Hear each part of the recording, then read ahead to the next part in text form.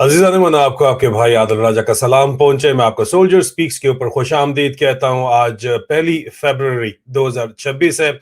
अजीज़ान मन, बलूचिस्तान को लेके बहुत बातें आखिरकार हो रही हैं, पहले होनी चाहिए थी इस साने से पहले जो हाल ही में हुआ है, और लगता है कि ये सिर्फ शुरुआत है, आगे भी बहुत कुछ होने जा रहा है।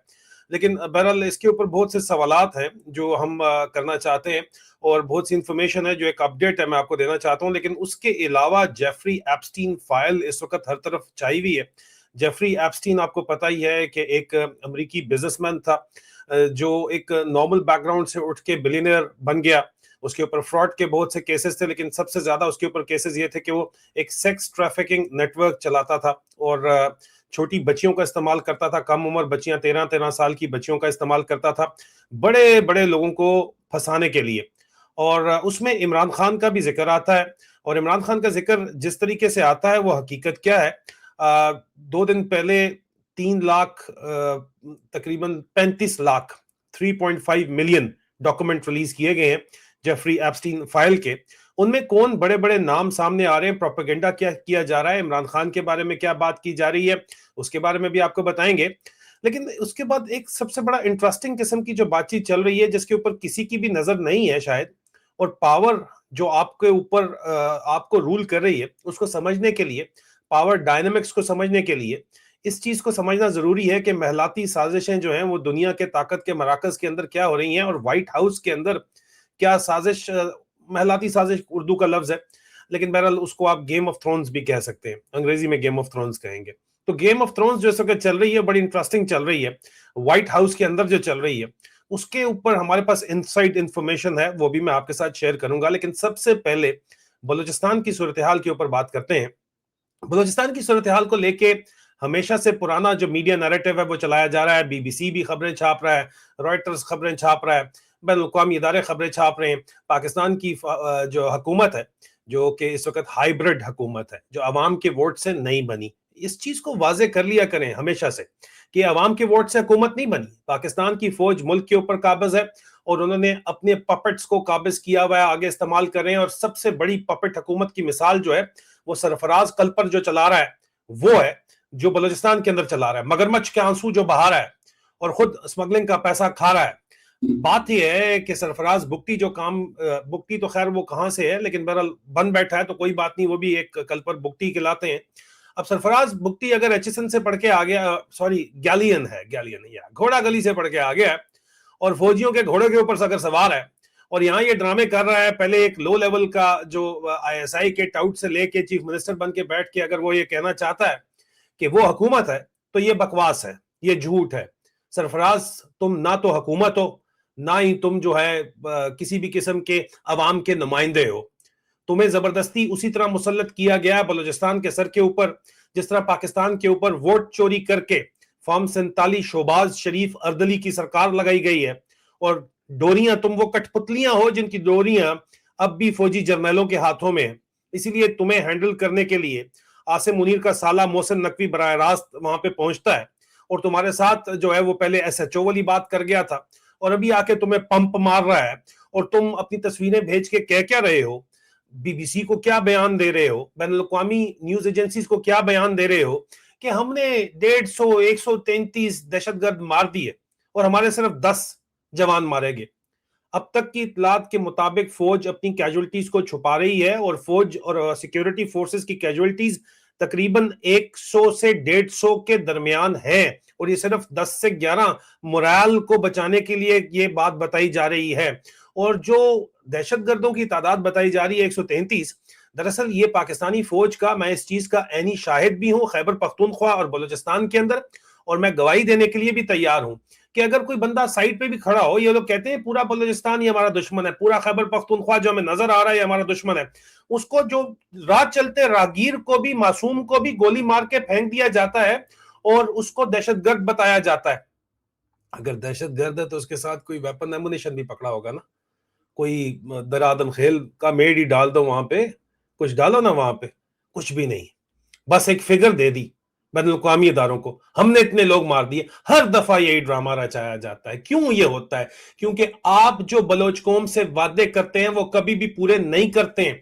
आप झूठ बोलते हैं, आप झूठे हैं, आप वहां सिर्फ पैसा खाने जाते हैं। मैं इसके ऊपर कल बड़ी तफसील में बात कर चुका हूं, दोबारा नहीं जाऊंगा। प्लीज अगर आपने नहीं देखा, कल मेरा वाला वीलॉग डिस्क्रिप्शन के अंदर लिंक मौजूद है, उसको देख लीजिए। आपको वाजे हो जाएगा कि कहानी वहां पे क्या चल रही है, सबूतों के साथ प्रेजेंट किया हुआ है। लेकिन जिस दिन मारंग बलोच और मेरी बहनें आके बैठी हुई थी इस्लामाबाद में, और जिस वक्त बारिश के अंदर वो बैठी हुई थी, भीग रही थी सर्दियों में, और जिस वक्त उनको खाना उनके लिए बंद कर दिया गया था, जिस वक्त उनके सामने जाके अपारे ने अपने टाउट्स को बिठा के नारेबाजी शुरू करवा दी थी। पाकिस्तान का मसला यह है कि जो भी सच बोलता है, जो भी अपना हक मांगता है, जो इंसानी हकूक की बात करता है, जो जमहूरियत की बात करता है, जो अपना वोट मांगता है, वो दुश्मन का एजेंट कहला दिया जाता है। सबसे फेवरेट जो तरीका है ये इंडियन एजेंट है, और आजकल फेवरेट है ये अफगानी एजेंट है। यार तुम सारे ही एजेंट है, सिर्फ तुम ही सिर्फ सगे हो पाकिस्तान के। बैठ के जो तुम लोग बातें पाकिस्तान की फौज वाले कर रहे हो, या तुम्हारा जो एक इंफ्रास्ट्रक्चर, जो प्रोपेगेंडा मशीनरी चल रही है, इंफॉर्मेशन ऑपरेशन मशीनरी चल रही है, अस्करांडू ब्रिगेड जो तुम्हारा काम कर रहा है, सिर्फ वही सगे हैं पाकिस्तान के। बाकी जो सच तुम बोलते हैं, जो आईना दिखाते हैं, जो हक मांगते हैं, वो सारे गद्दार के लाते हैं। क्यों? वो बच्चियां वहां पे बैठ के रो रही थी, तुमने उठा के उनको उनकी जेलों के अंदर डाल दिया। बलोच सबसे पहले इज्जत मांगता है। वो जो बंदे यहां पे इस वक्त लीडर बने हुए हैं, जो फिर रहे हैं यहां पे, वो ये इज्जत के साथ प्रेस क्लब्स के सामने धरने दे के सब कुछ कर चुके हैं। तुम उनको चुकते हो, उनको मारते हो, उनकी आंखें निकालते हो, उनके घरों में उनकी लाशें फेंक देते हो। मारंग बलोच जिस वक्त ये तकरीर कर रही थी, उस वक्त भी हम कह रहे थे कि इसको सीरियस ले लिया जाए, लेकिन उसको भी उठा के जेल के अंदर बंद कर दिया गया। बलूचिस्तान की हकीकत 3 मिनट के अंदर जो है वो हमारी बहन ने बयान कर दी है। अपने कीमती वक्त से 3 मिनट निकाल लो, ये मेरी आपसे दरखास्त है। सुन लो मेरी बहन ने क्या कहा था, सुन लो। आपकी भी बच्ची है ये, और आज पंजाब में भी यही कुछ हो रहा है। लोगों की माओ बहनों बेटियों की इज्जतों को उछाला जा रहा है। आप समझते हैं कि बलूचिस्तान दूर है, दिल्ली दूरस्थ, आपके अपने घर तक भी आग पहुंचेगी। ये बात जहन में रखिएगा जरूर। वो क्या मांग रहे हैं? वो इंसानी हकूक मांग रहे हैं, और क्या मांग रहे हैं, और आपने दिए ही नहीं। आप उनको इंसान नहीं समझते। सुन लीजिए 3 मिनट और फिर आगे चलते हैं। नहीं किया आपने आज तक ये सवाल जो है ना, आप में से किसी ने भी नहीं देखा कि बलूचिस्तान किस आग में जल रहा है। बलोच, वो बलोच जिसने हमेशा से अपनी औरत को इज्जत दी, आपने उसकी औरत को अपने गलियों में घसीटा, आपने उसकी औरत को मारा। उस जब्र को आप क्या वो आइडेंटिफाई कर सकते हैं? उस जब्र को, उस तकलीफ को? हमसे ये पूछा जाता है कि इस तहरीक का आगे का लाएमल क्या होगा। ये तहरीक पूरे बलूचिस्तान की तहरीक है, और ये मैं वाज़िया अल्फाज में कहना चाहती हूँ, ये बलोच नस्ल खुशी के खिलाफ तहरीक है। आपने हमारे 7 नस्लों को मारा मुज़ाकरात के नाम पर। नौरोज खान को कुरान का वास्ता देकर उनको भी कत्ल कर दिया। आपको लगा कि नौरोज खान के कत्ल के बाद शायद बलोच जो है ना खामोश हो जाएंगे, लेकिन ऐसा नहीं हुआ, और ऐसा होगा भी नहीं। आपने 2006 से लेकर आज 2023 तक बलोचों की वो एसेट्स जो बलूचिस्तान की तकदीर बदल सकते थे, आपने चुन चुन कर उनको मारा, चुन चुन कर उनको मारा, और उसको जस्टिफाई किया। सवाल ये नहीं पूछा जाए कि बलोच क्यों जिबरी गुमशुदा होते हैं। सवाल ये पूछा जाए कि पाकिस्तान की रियासत और पाकिस्तान का आइन बलूचिस्तान में क्यों नाफिज नहीं है। क्या पाकिस्तान में सिविल डेमोक्रेसी है? सिविल डेमोक्रेसी है तो पाकिस्तान की जुडिशरी जो है ना, आज तक लापता अफराद के जो केसेस उनके अदारों में, उनकी अदालतों में जमा है, उन पर क्यों फैसला साजी नहीं कर सकती? क्या पाकिस्तान की जो असेंबलियां हैं, उनके पास बलूचिस्तान के मसले का हल क्या है? उन्होंने क्यों अपनी 80% आपके मुल्क का 80% जो वसाइल जो दिफाई बजट में आप देते हैं ना, उस 80% से जो है ना हमें कत्ल किया जाता है। आपके टैक्स से, हमारे वसाइल से हमें कत्ल किया जा रहा है। दुनिया में न्यूक्लियर वेपन्स दुनिया के साइंसदानों ने रिसर्च बेस पे कहा है कि न्यूक्लियर वेपन से इंसानी जानों को नुकसान हो सकती है, जमीनों को नुकसान हो सकती है। लेकिन क्या आपको पता है 1998 में जो जौहरी टेस्ट बलूचिस्तान में किया गया, वो आम आबादी के ऊपर किया गया। उसकी वजह से चागी में चांगी में आज भी अब नॉर्मल बच्चे हैं, आज भी माजूर बच्चे हैं, आज भी वहाँ एक माँ भी एक नॉर्मल बच्चे को पैदा नहीं कर सकती है। वो बलूचिस्तान जो अपने नायाब वसाइल के लिए जाना जाता था, आज उस बलूचिस्तान को आपने नायाब मौजी बीमारियों, कैंसर की बीमारियों की जगह बना दी है, डेरा बना दिया है।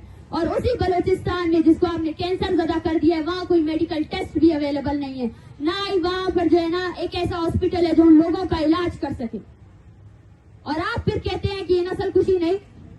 आपको क्यों लगता है कि इंसान और खासकर बलोच की तारीफ, जाए उठाए बलोच की तारीफ को देखें। ये लोग जो यहाँ आए हैं ना, इनसे हजारों की तादाद में लोग यहाँ आ सकते हैं, हजारों की तादाद में लोग उठे हैं। ये अपने खानदानों को नहीं भूलेंगे और ना हम भूलने देंगे। एक सिर्फ जाते जाते कमेंट करूंगा, ठीक है। आप लोगों में से पाकिस्तान की फौज में से इस वक्त सर्विंग 95th लॉन्ग कोर्स वाले 1-2 साल के अंदर मेजर जनरल्स बन जाएंगे, फिर आप लेफ्टिनेंट जनरल बनेंगे। आर्मी चीफ तो आसिम मुनीर के होते हुए आप में से खैर कोई भी नहीं बनने वाला, ठीक है, वो तो हमें पता ही है, क्योंकि आप लोग तो सिर्फ जो है यस सर ही करेंगे, हर खड़ी चीज को सलूट, लेटी चीज को चूना। लेकिन तारिक बलोच को तो आप जानते हैं, तारिक बलोच, कैप्टन तारिक बलोच एचएसएन का पढ़ा हुआ था। आपने उसको ग्रेटर पंजाब माइंडसेट पूरा उसको दिया हुआ था, लेकिन फिर भी वालिद साहब उसके कमिश्नर कलात थे, लेकिन खुद वो एचएसएन कैप्टन में सिविल सर्विसेज ग्रुप में चला गया था, बहुत लायक था, टॉप 50 कैप्टन में था, पाकिस्तान आर्मी के टॉप कैप्टन में था, और वो चला गया था सिविल सर्विसेज के अंदर। कैप्टन तारिक बलोच मेरा यूनिट ऑफिसर, उससे मैंने सवाल पूछा कि सर क्या ये बलूचिस्तान के अंदर मसला है ये। उस वक्त मुझे अभी भी याद है कलात में ये पोस्टेड थे। मैंने कहा सर कलात बड़ा खूबसूरत है। कहता है राजे आजा, इससे पहले कि तुझे पासपोर्ट पे वीजा लगा के आना पड़े। मैंने कहा सर क्या बात करते हैं आप। And he was most patriotic man, Pakistan उसके अंदर रचा बसा था। मैंने कहा सर क्या बात कर रहे हैं। फिर मेरी जब उनसे मुलाकात हुई, बहुत मेरा करीबी तल्लुक था उनके साथ, मुलाकात हुई, मैंने कहा सर वो आपने बात की थी। कहते फोन पे नहीं बात करनी। मैंने कहा सर ये क्या कहानी है। ये मारंग ने नाम लिया नौरोज खान का। कहते यार तुम लोग समझते नहीं हो, असल में नौरोज खान हमारा सरदार था जो कि कह रहा था कि हमारी नस्ल कशी बंद करो, हमें हमारा हक दो, यहां से मादनियात निकालते हो तो रॉयल्टी तो सरदारों की जगह नीचे अवाम को मिलनी चाहिए, यहाँ स्कूल कॉलेज हर जगह होने चाहिए, सारा दौलत ही जो है पाकिस्तान का वो बलूचिस्तान से निकल रहा है। और उसको कुरान का वास्ता फौज ने दिया कि तुम पहाड़ों से निकल आओ, अपने सरमचारों को साथ वापस ले आओ, तुम्हें कुछ भी नहीं कहा जाएगा। और जब वो कुरान के ऊपर मुआहदा करके वापस आया तो अपनी बात से फिर गई पाकिस्तान की फौज और उसको फांसी लगा दिया गया। उनके बेटों को बलोच आज दिन तक नहीं भूले। और ये सिलसिला पिछले 78 सालों से चलता चला आ रहा है। और तारिक बलोच एक पुरअसरार कमिश्नर था, उसके बाद तुर्बत का, और एक पुरअसरार हादसे के अंदर उसकी वफात हो गई। रोड एक्सीडेंट उसको बताया गया। उसके अपने एचएसएन के जो जूनियर्स थे वो कहते थे आईएसआई के अंदर नहीं रोड एक्सीडेंट ही था। ऐसे रोड एक्सीडेंट हो जाते हैं कमिश्नर के, आगे पीछे उसकी गाड़ियां चल रही हैं और तेल से बड़ी गाड़ी जो है वो से टकराती है और सब कुछ जल जाता है, कुछ भी नहीं बचता। जो सच बोलता है उसका अंजाम पाकिस्तान के अंदर ये होता है। और वो क्योंकि बलोच था, जहरी था, जहरी बलोच था। सनाउल्लाह जहरी जैसा जहरी नहीं था। सनाउल्लाह जहरी भी कहता है कि मैं शाम की रोशनी के बाद क्वेटे कैंट से बाहर नहीं निकल सकता। और ये कहते हैं कि writ of the state is been established. ओ वड़गी तुम्हारी रिट होए। हाँ हिंदुस्तान कर रहा है, तुम लोगों ने, गवर्नमेंट ने कहा हिंदुस्तान कर रहा है, जाओ ना पट लो उनका जो पटना फिर कर रहा है। तो बातें क्यों करते हो फिर। उन्होंने तो कहा पहलगाम तुमने किया है, तुमने कहा नहीं किया, उन्होंने तुम्हारे ऊपर अटैक किया। अब तुम सिर्फ बातें सिर्फ अगर करते रहोगे और इस चीज को ब्रश अंडर द कार्पेट करोगे कि तुम 78 साल से वहां पे क्या कर रहे हो, पता तो है तुम्हें, इसी वजह से तुम सिर्फ बातें और भड़के मारते हो और कुछ नहीं कर सकते। मेरे ख्याल में बहुत ज्यादा जज्बाती काम हो गया। वैसे भी बलूचिस्तान की बात आए तो आप लोग तो इंटरेस्टेड ही नहीं होते। कहते हैं यार वो ओके 1.52 के ऊपर कर लो, छोड़ो यार। जिस वक्त वो बैठी हुई थी ना हमारी बहनें, उस वक्त, अब ये इस वक्त जो पंजाब में हो रहा है ना पीटीआई की खवातीन के साथ, लोगों की माओ बहनों बेटियों को उठा के लेके जा रहे हैं 8 फरवरी के चक्कर के अंदर, ये काम उनके साथ किया गया था। आपने उनका दर्द महसूस नहीं किया, सिर्फ बात कर दो ये गद्दार है, पाकिस्तान में जो सच बोले वो गद्दार है। Anyway moving forward, Jeffrey Epstein file का काफी ज्यादा रोला पड़ा हुआ है जी। उन्होंने 35 लाख नए डॉक्यूमेंट रिलीज किए हैं और उसमें जी इमरान खान को और शाह महमूद कुरैशी साहब को भी दरमियान में सोशल मीडिया के ऊपर कहानियां चलाई जा रही हैं। बहरहाल हकीकत क्या है? हकीकत यह है कि जेफरी एप्स्टीन फाइल के अंदर जो बड़े नाम आए हैं मैं उनकी बात करूंगा। वैसे तो 35 लाख पेजेस हैं। ब्रेट रेटनर का नाम आया है, हॉलीवुड के डायरेक्टर हैं। रश आवर अगर आपने फिल्म देखी है तो वो भी उन्होंने बनाई हुई है। उनकी एप्स्टीन के साथ फोटो है और एप्स्टीन की एसोसिएट जीन ल्यूक ब्रुनल के साथ फोटो है उनकी। और लेकिन उनको कोई चार्ज नहीं किया गया। ये चार्ज नहीं, इमेजेस हैं सिर्फ जो है वो स्क्रूटनी के लिए। प्रिंस एंड्रयू यहाँ पे बर्तानिया के एंड्रयू माउंट बैटन विंडसर, उनकी भी दोबारा जो है वो फॉर्मर ब्रिटिश रॉयल जो थे अब उनको रॉयल फैमिली ने निकाल दिया अपने अंदर से। उनके मजीद इमेजेस आए हैं फाइल के और उनके ऊपर पहले भी जो है वो सेक्सुअल अब्यूज के एलिगेशंस लग चुके हैं। इसी चक्कर के अंदर एप्स्टीन की तरफ से वर्जीनिया गिफर की तरफ से और इसी वजह से इनको जो है बरतानिया की शाही खानदान ने अपने खानदान से निकाल दिया। लॉर्ड पीटर मैंडलसन का नाम आया, यूके की बहुत बड़ी पॉलिटिकल फिगर है और फाइल्स बताती हैं कि $75,000 की पेमेंट एप्स्टीन अकाउंट से अर्ली 2000 में उनको की गई है। उन्होंने भी इनकार किया है कि ये झूठ है सारे का सारा। केसी वेजरमैन का नाम आया है, ये ओलंपिक्स ऑर्गेनाइजिंग कमेटी का लॉस एंजलिस का 2028 के हेड है इस वक्त। उनके ईमेल एक्सचेंजेस हैं जैज़लीन मैक्सवेल के साथ और ये इंपॉर्टेंट चीज़ है। जैज़लीन मैक्सवेल, इसका नाम याद रखिएगा, इमरान खान के साथ जोड़ने की कोशिश की जा रही है। मैं आपको तस्वीर भी दिखाता हूँ, उस पर बात करता हूँ। लेस वैक्सनर का नाम आया, बिलियनर है। इनके एप्स्टीन फाइल के फाइनेंशियल डॉक्यूमेंट्स और लीगल सबपोनास के अंदर उनका नाम है।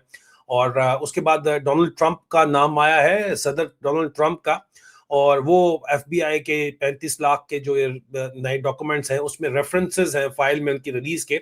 लेकिन डिपार्टमेंट ऑफ जस्टिस साथ ये भी कहता है कि ये क्रिमिनल चार्जेस नहीं है, सिर्फ उनका जिक्र है। एलॉन मस्क का नाम आया है और एलॉन मस्क ने भी कहा है कि यार मेरी कोई ईमेल एक्सचेंज हुई है, लेकिन मैं ना तो कभी जेफरी एप्स्टीन का एक जजीरा था जहां पे बच्चियों के साथ ये ज्यादती का प्रोग्राम चलाया जाता था, ना तो मैं वहां पे गया हूं, ना मैं उसके जहाज में बैठा हूं। बिल गेट्स का नाम आ रहा है कि बिल गेट्स ने एंटीबायोटिक्स मांगी थी, दवाइयां अपनी बीवी को देने के कि उनको वो सेक्सुअली ट्रांसमिटेड डिजीज हो गए थे। इस वजह से वो अपनी बीवी को भी हो गए थे उनसे, तो वो इलाज, वो दवाई मांग रहे थे। लेकिन अभी तक इम्प्लीकेशन और कॉन्टेक्स्ट उसका अभी तक तो अनक्लियर है, लेकिन ये कहा जा रहा है। माइकल जैक्सन का नाम आया और कहा जा रहा है हिस्टोरिक फोटोज हैं एप्स्टीन के सर्कल में, वो नजर आ रहे हैं। और ओल्डर रिलीज भी दिखाती हैं कि जैक्सन उसी सोशल सर्कल में फिरता था जो एप्स्टीन का नेटवर्क था।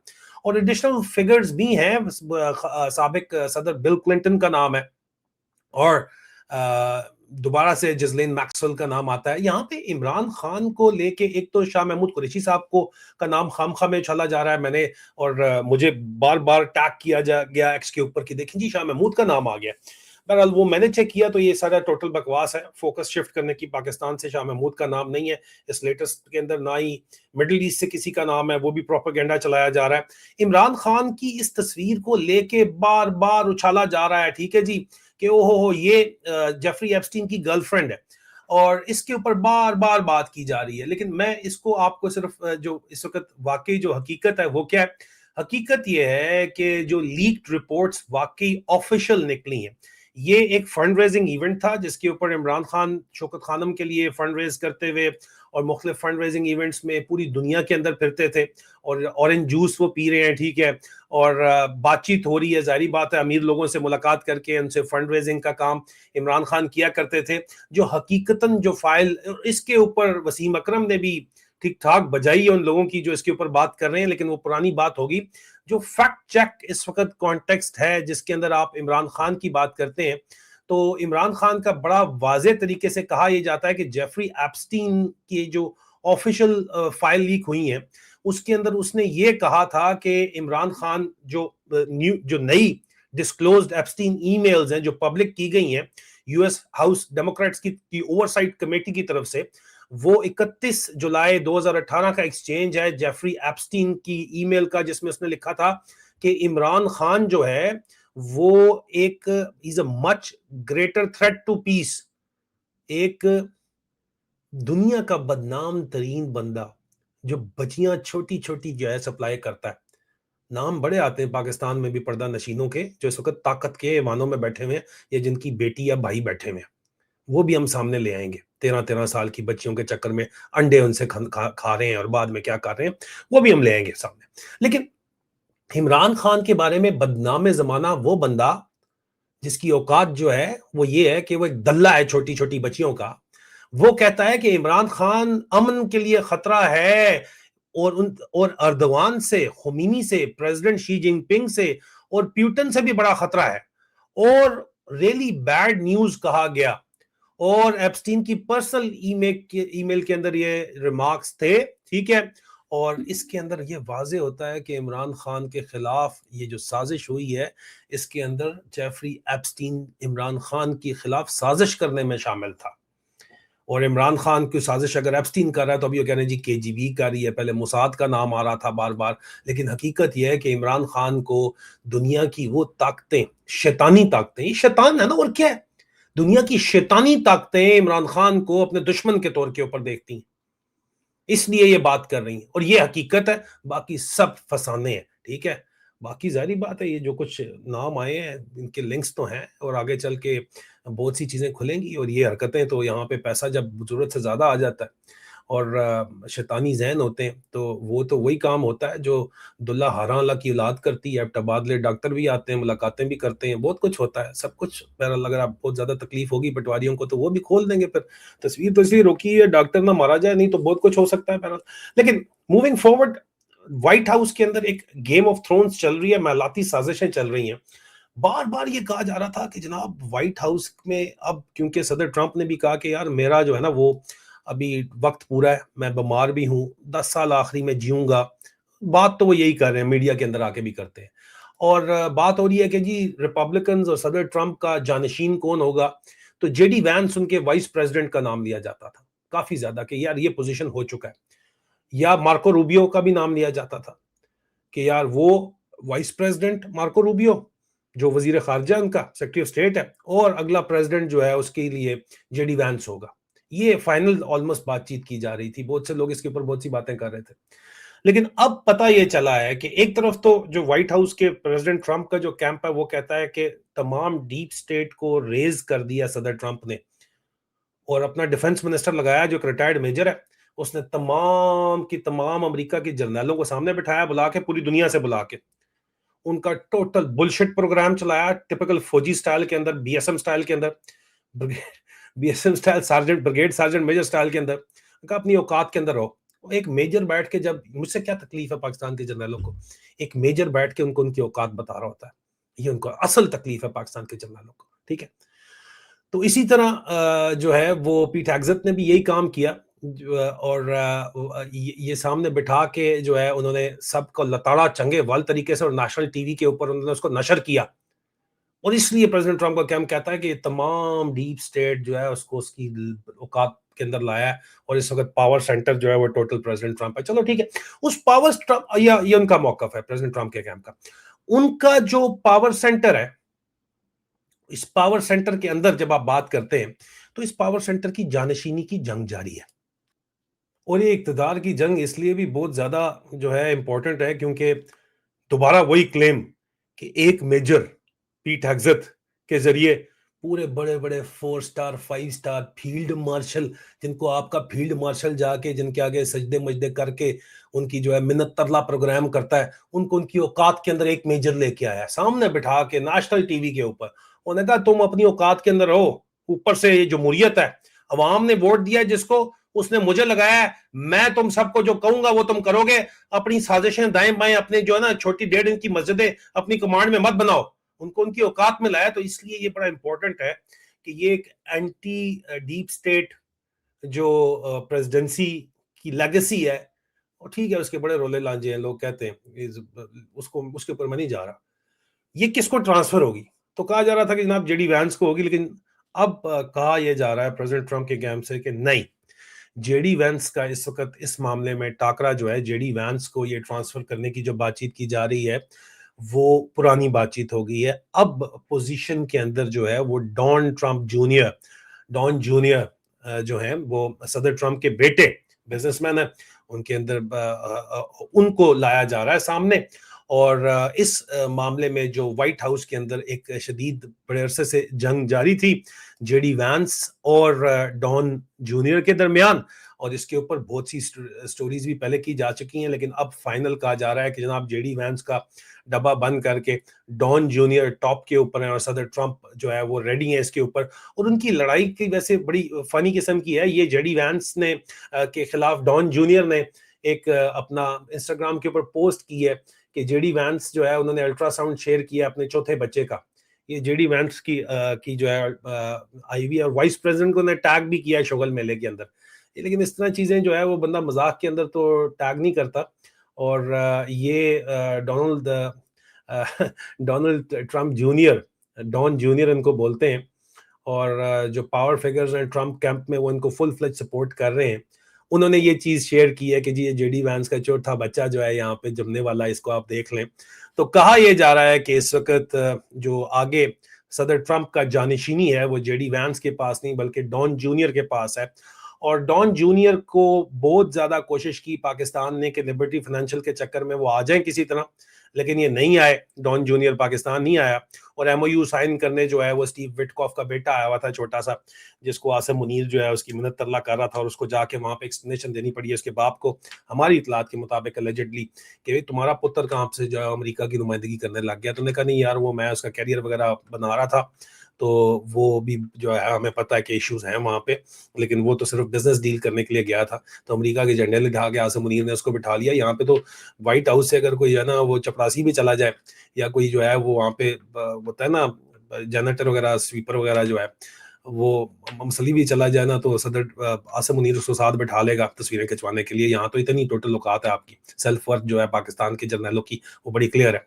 और जिस तरह वहां पे एक मेजर ने इनको क्लियर करके आगे लगाया हुआ है, हम उम्मीद करते हैं कि किसी तरह पाकिस्तान के अंदर भी कोई ऐसा दिन आए कि यहाँ के जर्नैलों को उनकी औकात बताई जाए और पूरी की पूरी फौज को उनकी औकात के अंदर लाया जाए। उनको कहा जाए कि तुम्हें किसी के मामे चाचे नहीं यहाँ पे, तुम्हें किसी ने जबरदस्ती नहीं फौज के अंदर लाया, तुम आए हो यहाँ पे तनख्वाह ले रहे हो, बेनिफिट्स ले रहे हो, बिल्कुल ठीक है ले रहे हो, वो ले रहे हो, लेकिन अब बदमाशी उसके ऊपर जो है जबरदस्ती बगैर वोट लिए तुम हुकूमत करने का जो अपना राइट समझते हो और बाकी सबको ब्लडी सिविलियन समझते हो, ये मेंटालिटी सिरे से जब तक क्रैक नहीं की जाएगी पाकिस्तान का कोई भी इलाज नहीं है।